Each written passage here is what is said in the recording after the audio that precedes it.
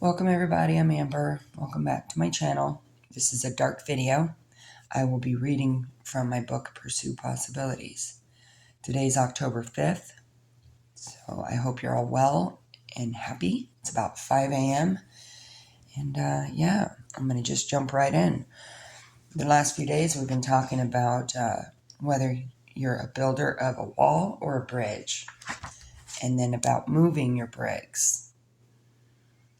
And then, of course, be well wishing. We had talked about wishing our other party well, whether it was a job, loss of relationship, friends, family.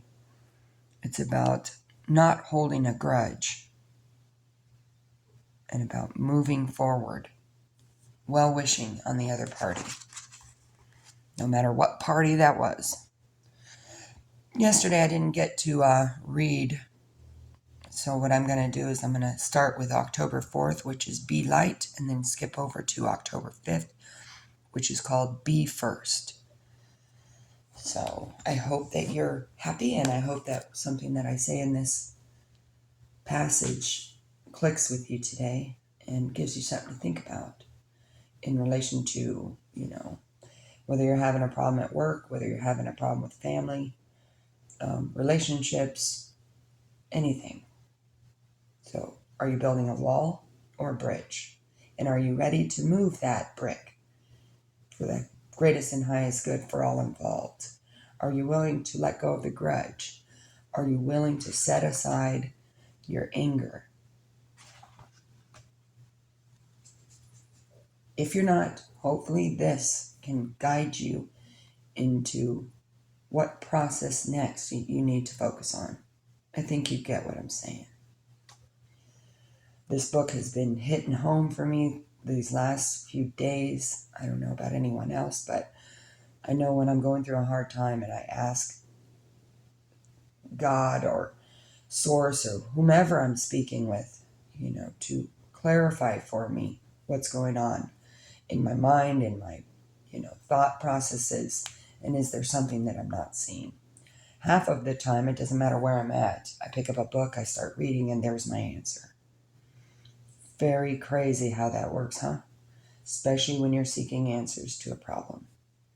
So I'm going to jump right in. If you're still with me, hit the like button. Like, subscribe, and share to my channel if you wish. And let's get into it. October 4th, Be Light. For relationship problem resolution and prevention, gratitude is a great start. Gratitude for our relationship can lead us to thoughts and behaviors that prevent problems. But when problems do arise, gratitude is a great tool to help us be ready for restoration. If the relationship is not supposed to be restored, then gratitude is a perfect start to healing and a deterrent to bitterness. So, finding gratitude in the situation. If you have strained a broken relationship, sit down and make a list of good moments you experienced because of the relationship. List how you are a better person because of it, what you learned and how you grew. You can express these thoughts to the other person or not. Just the act of creating the list helps us to focus on the positive and to become grateful and light rather than on the negative and become heavy and bitter. This doesn't mean we won't still have to process the problem, just that we will likely be kinder and more productive while doing so. If we can't look at the positives from having experienced the relationship and be grateful for it, we want to ask ourselves if we had more love for self, which is pride, than for the other person and the relationship. Or if we have something to forgive ourselves for in the situation that we don't want to admit.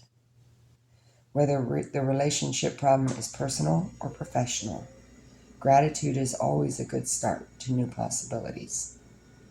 The quote at the bottom says, "Without deep humility, true forgiveness is impossible and will never happen," by Martha Kilpatrick. The other quote says, "One forgives to the degree that one loves." Francis de la Rochefoucauld. That's an unusual last name. So there you go. Be the light in the situation. You can make a list of all the positives that you've experienced and how you're a better person because of it. And if you cannot do that, then write the list on forgiving yourself and see if there was a part that you played in it. Everybody has a part to play in any situation that they are in, no matter which way you want to look at it. In the end, we are always the one to make the final decision. So, are you bitter, or are you looking to become grateful and lighter? Good question. So I'm going to jump over to October 5th, which is today. It's called Be First. This is something to focus on for today. When we have a problem with someone and won't forgive, it could be we need to forgive ourselves first. There we go. Forgive ourselves first. When we hold a grudge against another, we might find that the grudge is really with ourselves, but we don't want to admit it. The problem with that avoidance is that we don't heal and move on. Yes, we get to play the role of victim and deflect responsibility, but we also deflect peace, power, and possibilities when we do.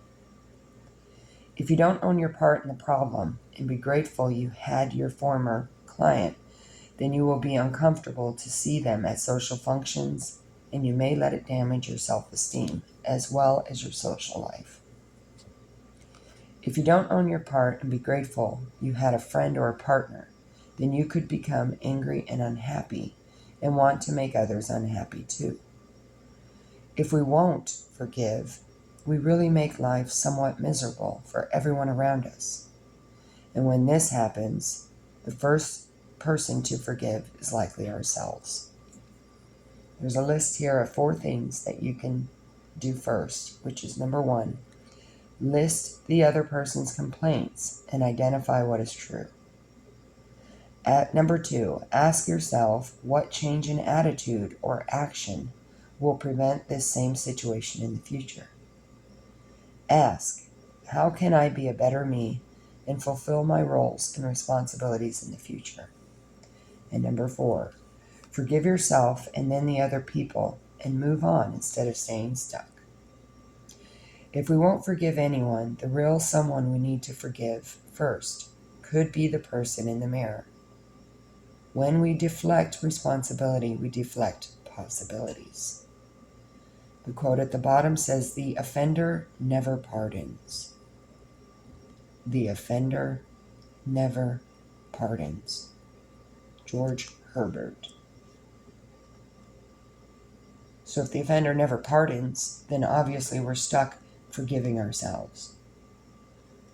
One thing I learned about forgiveness was no matter who you're trying to forgive, whether it's yourself or someone that you're not talking with anymore, the whole act of writing it down is the first step.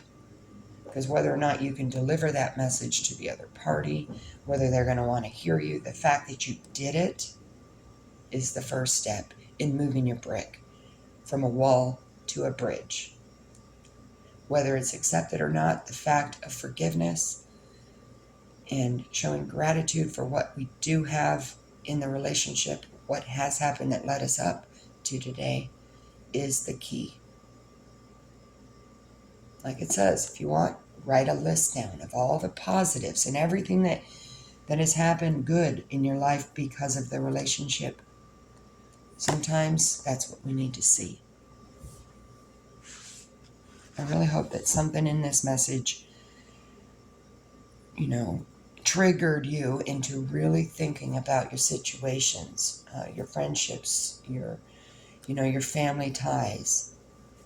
Deep down inside somewhere, there is an inkling of forgiveness.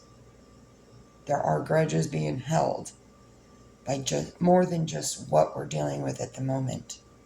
This stuff goes back into history, goes back into childhood, wounding, abandonment, Things like that. I mean, I seriously hope and pray that whatever it is that you're going through, that you can find some sort of peace in it, that you can learn to forgive, whether you start forgiving yourself for allowing it to happen.